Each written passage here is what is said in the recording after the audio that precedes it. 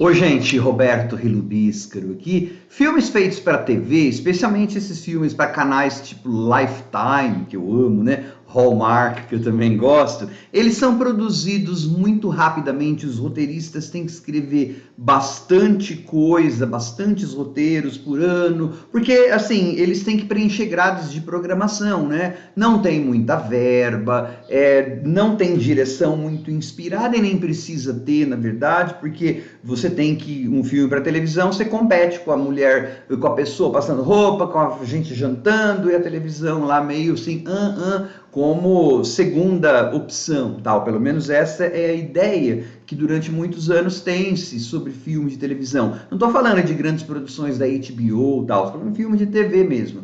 Ok, quando esses valores de produção são transpostos para um filme de Hollywood, que não tem que ter tudo isso, né? É que tem mais dinheiro, tem acesso a maiores atores, diretores, recursos técnicos, roteirista pode se dedicar mais tempo a escrever o seu projeto, que passa por deveria, 2, 3 rascunhos, equipes de aprovação, testes de público e tal.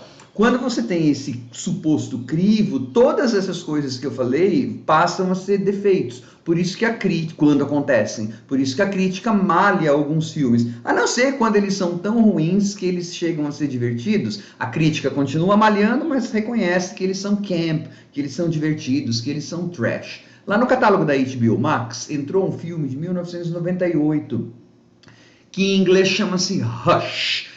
Segredos de Sangue, parece em português, que eu já tinha visto, né? É com a então muito famosa e oscarizada e totalmente A-lister, ela era atriz lista A, Gwyneth Paltrow, goste ou não, ela era famosa na época. E a Jessica Lange, que é uma grande atriz, já estava ficando um pouquinho passada para a época, mas ela é uma grande atriz. Essas duas atrizes é que supostamente dominariam o filme, né? Só que assim, ele é um filme que dá para dar umas risadas, né? Porque ele tem nível de canal Lifetime, quando não deveria ter esse nível, tá? O roteiro tem erros grosseiros, a direção é totalmente não inspirada, é uma falta de inspiração desgramada, por isso que a crítica detonou. E ele nem é tão exagerado, se ele fosse mais exagerado seria mais legal, mas mesmo assim eu consegui me divertir nesta segunda. Eu tinha esquecido que eu tinha visto esse filme, daí fui ver, eu continuei, né? Falei, já vi isso. Lembra, claro, a história é telegrafada desde o primeiro momento, mas dessa vez eu até consegui dar algumas risadinhas, tá? Só que antes de continuar a falar sobre esse filme, que pode divertir, mas em termos fílmicos é um desastre. Né? Gostar é uma coisa, ele ser bom em termos fílmicos é uma coisa bem diferente, né? Antes de falar sobre, gostaria de convidá-los a se inscreverem no canal Robertando, curtir os vídeos, compartilhá-los, agradeço bastante. Bom, eu não sei como que a Gwyneth Paltrow conseguiu manter a paixão por aquela gelatina de homem com o qual ela era casada, né? O pamonha, homem frouxo dos infernos. Na verdade é assim, tudo ali é uma construção para o roteiro dar certo, só porque assim, as coisas que a mãe vai fazer, né, especialmente os boatos e as rusgas que ela vai infligir através das falas que ela tem com as pessoas, especialmente com o casal, era só o casal ter conversado um pouco, aquela conversa normal, fulano falou isso para mim, fulano falou aquilo, que a gente faz com amigos, né? Esse casal é tão idiota que nem isso faz. Qualquer coisa poderia ter sido resolvida com uma simples conversa. Então você percebe que tudo é uma construção de roteiro artificial, igual uma gelatina, né? Que esse personagem do homem, ele é um joguete na mão dessas duas. Eu falei, como que essa mulher ainda tem tesão, né, Gwyneth Paltrow? A mãe eu até entendo, eu falo até tesão mesmo, gente, porque quando os dois estão contracenando, é tão incestuoso. Eu tava esperando um beijo de língua, na verdade, né? Mas então é assim, você tem a Gwyneth Paltrow casada com um nada, né? E eles vão visitar a mãe dele, que tem uma grande fazenda no Kentucky, parece que é. Então é meio sul dos Estados Unidos. Então a fazendeira, a mãe dele, é a Jessica Lange, que é uma boa atriz, grande atriz, inclusive. Aí, por ser uma personagem do sul e a mulher, a gente vai aprender que ela é maluca, a Jessica Lange resolveu incorporar, mas não 100% do tempo, então por isso que a personagem dela ela nem está tão bem no filme, sim, ela não chega às últimas consequências. Tem um estereótipo na cultura norte-americana que é The Southern Belle, a Bela do Sul. Essa personagem, ela incorporou essa, né, é uma pessoa que tá meio, doce, reticente, fica dando umas risadinhas, e fuma e bebe o tempo todo. Aliás, ela fuma. A Gwyneth Paltrow tá com uma barriga, assim, de 19 meses de gestação, e a sogra dela tá fumando e ninguém fala nada. Esse filme é legal para você sentar e ficar vendo esses absurdos, né? Então, esse casal vai visitar essa mãe, que supostamente é uma mulher muito católica e tal, mas é tudo mentira. Na verdade, depois a gente vai descobrir que ela era uma vagabundinha e tal. E essa mulher, claro, ela quer o filho para ela, né? Olha, gente, nos primeiros, sei lá, 25, 30 minutos, está preparando a história para que a Gwyneth Paltrow e o moço voltem para a fazenda, para que a Gwyneth Paltrow comece realmente a sofrer, né? Lá em Nova York ela tem um assalto, um negócio que, enfim, depois vai ter repercussões no final, só que vai ser esquecido, não. Né? Tudo vai ser esquecido no filme.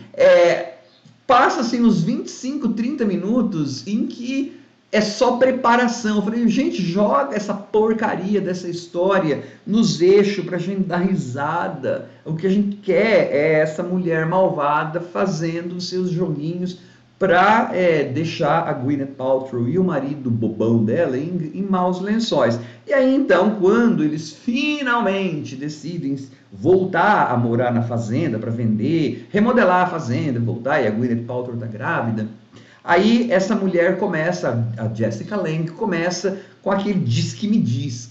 Ela fala uma coisa para uma, fala uma coisa, e aquilo que eu falei, é só, se esse casal conversasse antes de dormir, como qualquer pessoa faz, do dia, nossa, tua mãe é isso, não sei o que, não, eles não... E o marido, assim, né, ele é cego, surdo, mudo, eu falei, como que essa mulher tem tesão por aquele cara? Ele é um banana podre ainda por cima, né? E aí você vai tendo coisas do tipo, ela encontra um monte de rato morto, não fica fedendo, coisinhas pequenas, né? E aí tem o clímax, porque na verdade, aparentemente, essa Jessica Lange, ela quer só o neto, depois ela iria dar um jeito de acabar com a Gwyneth Paltrow. E aí tem um clímax que você começa a perguntar assim, peraí, mas como que esse nenê ficou 24 horas sem comer? Esse marido não teve a pachorra de levantar os lençóis para ver que a mulher dele no parto aconteceu tanta coisa. Você vai ver o que essa Gwyneth Paltrow sofre no parto. Tem uma parte, eu vi em inglês, que quando ela está dando a luz, a Jessica Lange fala que pushing, né? Continua fazendo as contrações lá, empurra o bebê, vai, I'm pushing you, bitch. É camp, é muito brega, é trash. Mas eu falei, deve ter ficado um fedor naquela cama, um fedor de sangue, de excremento, de fluidos corporais que saiu daquela mulher quando ela...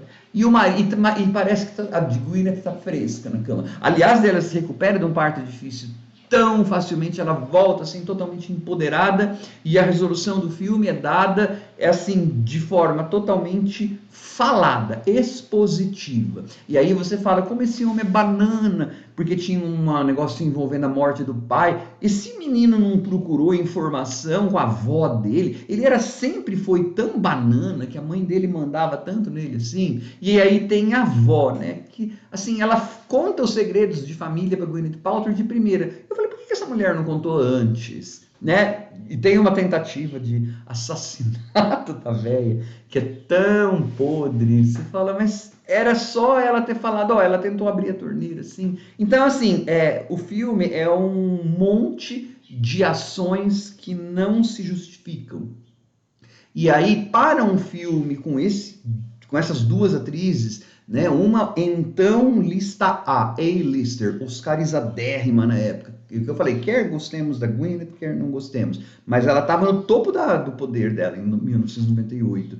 E a Jessica Lange, e aí outra, Nina Forte, fazendo a avó, para esse tipo de gastar esse star power, né, esse poder estelar, né, estrelas de Hollywood, para fazer uma droga de um filme desse, tem que malhar. E aí, ainda, se eles tivessem colocado, isso é trash mesmo, vamos colocar isso aqui a 100 por hora, né? Vamos fazer uma coisa bem mais maluca, mas não fizeram, né? O primeiro 25 minutos arrasta, aquela Gwyneth é boba demais, o marido então é uma gelatina sem sabor, a Jessica Lange, ela ensaia e assim, virar a maluca de engraçada, mas não consegue muito, é meio constrangedor, tudo é meio constrangedor, né? Dá para você, na verdade aí a gente acaba dando risada, não porque é uma coisa muito exagerada, você acaba dando risada porque é uma coisa